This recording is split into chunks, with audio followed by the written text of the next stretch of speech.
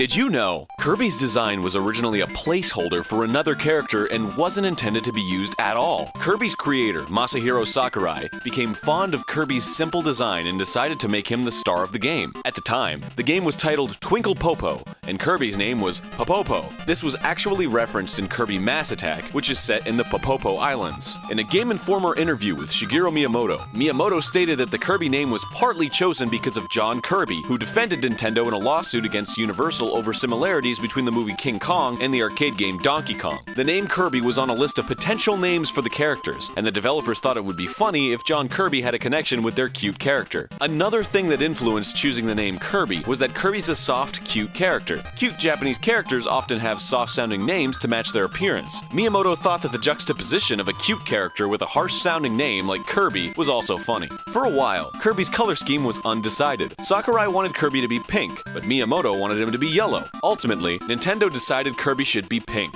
Miyamoto's yellow Kirby was used as the default color for Player 2 whenever there's multiple player-controlled Kirbys on screen. Before Kirby's final color scheme was chosen, Nintendo of America localized Kirby's Dream Land. They were confused as to whether Kirby was pink or yellow and didn't know how to represent him on the box art. They decided to play it safe and make Kirby white like he appears in the game. And speaking of box art, several Kirby games had their covers changed in the West. The Japanese versions all show Kirby smiling or neutral, but the North American box arts all show Kirby angry. It's thought these changes were made to compensate for cultural differences between Japan and North America.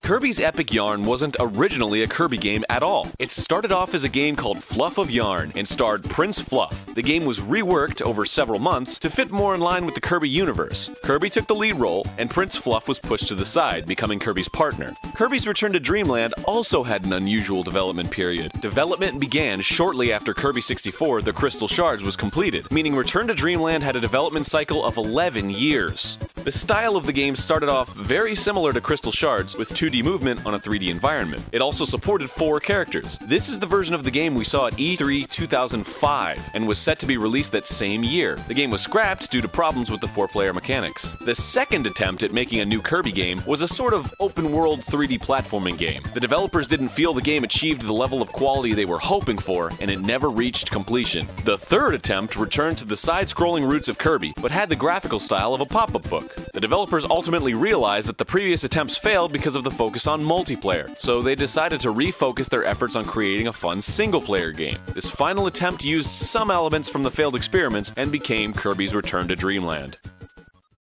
In Kirby's Return to Dreamland, if you take the first letter from the title of every level in the game besides the final level, Another Dimension, they will spell out the word crowned. The game's final boss wears a crown, and a theme called Crowned plays during the final boss battle in the game's extra mode. The French version of the game also has a hidden word, where the first letter of each of the levels spells parfait, which means perfect in French. Kirby's Dream Collection also has a hidden word. In the game's challenge mode, the levels are named Happiness Hall, Apricot Atrium, and Last Land. Taking the first letter from each level spells out HAL, a self-referential nod from the game's developers, HAL Laboratory. In Kirby Canvas Curse, the first letter from the title of each level, besides the game's final level, spells out Rainbow. Something similar occurs in Kirby's Adventure, where the levels spell out Vib G Yor. When read backwards, it says Roy G Biv, which is an acronym for remembering the colors of the rainbow.